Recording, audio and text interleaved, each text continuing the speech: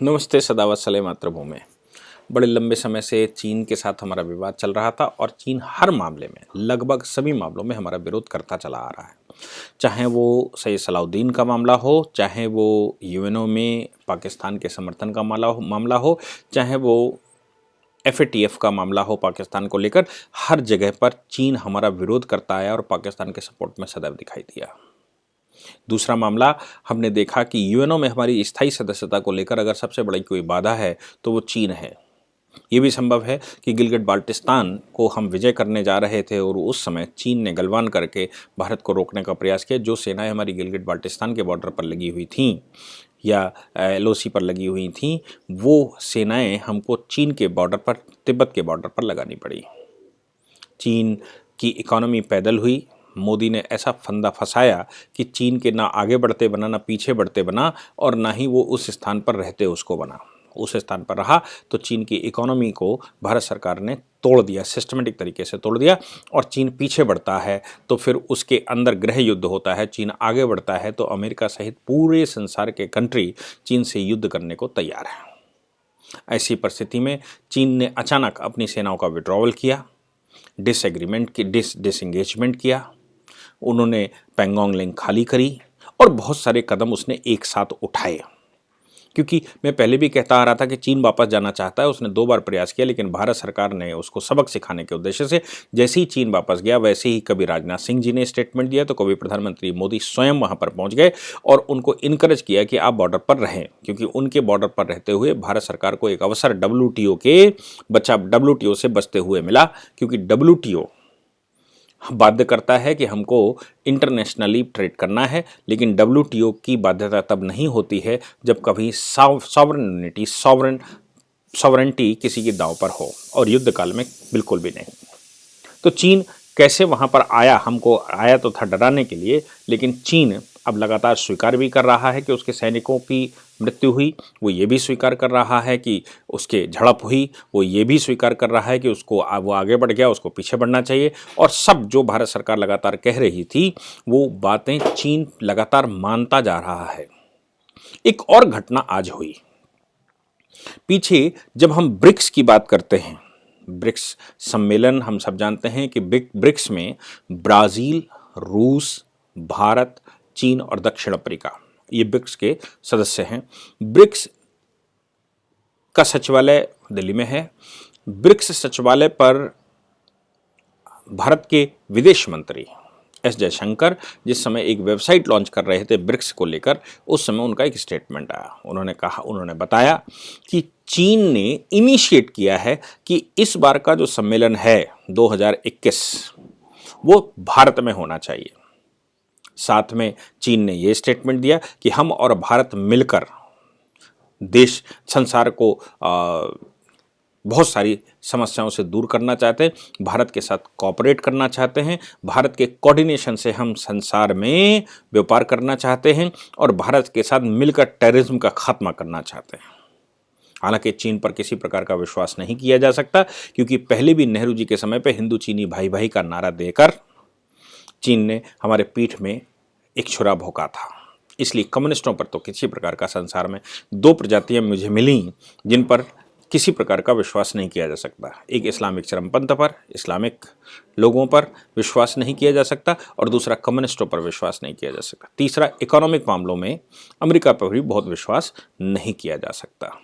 चीन का ये स्टेटमेंट, चाहे वो यश में आया हो या अपयश में आया हो, चाहे मोदी सरकार के दबाव में आया हो या मोदी सरकार को अपने पक्ष में करने के लिए आया हो, उसकी अपनी इकोनॉमी टूट गई है, उस इकोनॉमी को वो रिवाइव करने के लिए ला रहा हो, या फिर वो भारत के साथ अपने अच्छे संबंध बनाना चाहता है, क्योंकि उसकी इकोनॉमी पूरी की पूरी भारत से चलती है। सोच कर देखिए कि संसार में लगभग 7.5 अरब लोग हैं। 7.5 अरब लोगों में से 3.5 अरब, यानी कि लगभग 50% भारत और चीन में पाए जाते हैं। चीन अपने यहाँ तो अपना व्यापार करता ही है, भारत की भी मार्केट को वो कैप्चर किए हुए था, जिसको मोदी सरकार ने पूर्ण रूप से जड़ से समाप्त करने के लिए बहुत सारे कदम उठाए। भारत को मैन्युफैक्चरिंग हब बनाना, एमएसएमई सेक्टर को बढ़ावा देना, भारत में प्रोडक्शन लाना, भारत में इन्वेस्टमेंट लाना, विदेशी कंपनियों को भारत में सुविधाएं देना, डिफेंस के मामले में भारत का आत्मनिर्भर होना, ये सब भारत सरकार के इनिशिएटिव हैं।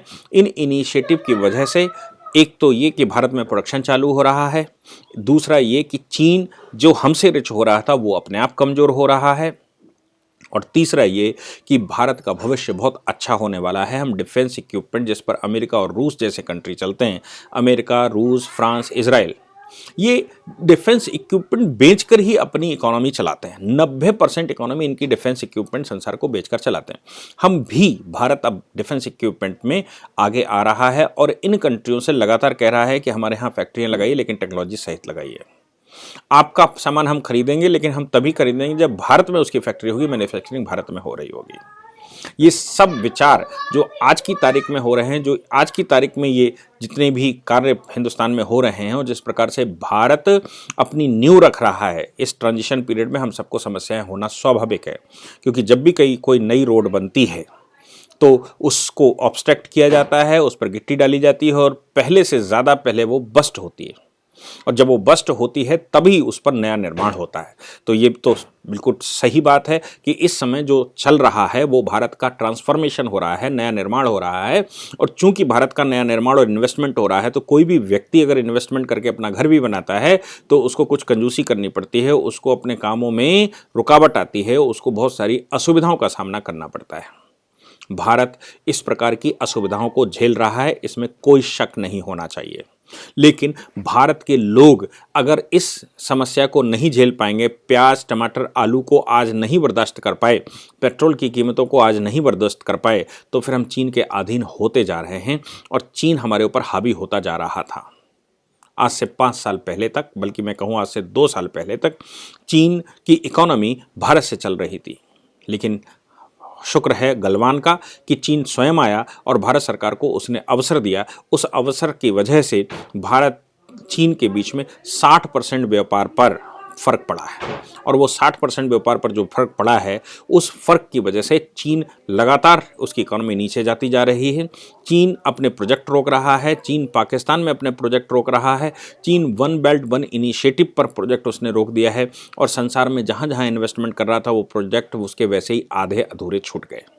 इसलिए चीन की मजबूरी है कि वो भारत के साथ इकोनॉमी, चूंकि धन उसको भारत से ही मिलना है, इसलिए भारत से वो अपने संबंध बनाना चाहता है ताकि उसकी इकोनॉमी स्ट्रांग हो गए। अगर उसका विश्व में कोई सपना है तो वो सपना साकार भारत ही करवा सकता है।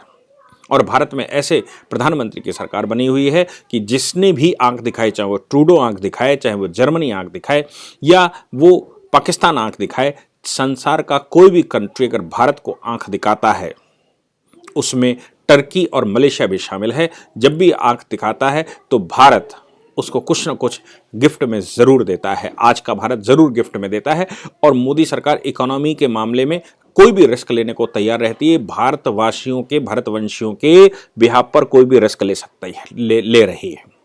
हालांकि उससे एक बड़ा वर्ग भारत में डिस्टर्ब हो रहा होगा। भारत में वो मोदी सरकार को गालियां भी देते हैं, मोदी सरकार पर प्रश्न खड़े करते हैं कि आपकी वजह से ये हो गया, आपको मलेशिया के साथ ऐसा करना चाहिए था, चीन से आपका टमाटर नहीं आ पा रहा है इसलिए टमाटर महंगा हो गया, चीन से चीनी नहीं आ पा रही इसलिए चीन में पाकिस्तान से चीनी नहीं आ पा रही इसलिए चीनी महंगी हो गई, और ऐसे बहुत सारे प्रश्न खड़े करते ही रहते हैं भारत सरकार के खिलाफ। लेकिन चीन की मजबूरियों को ध्यान में रखना चाहिए।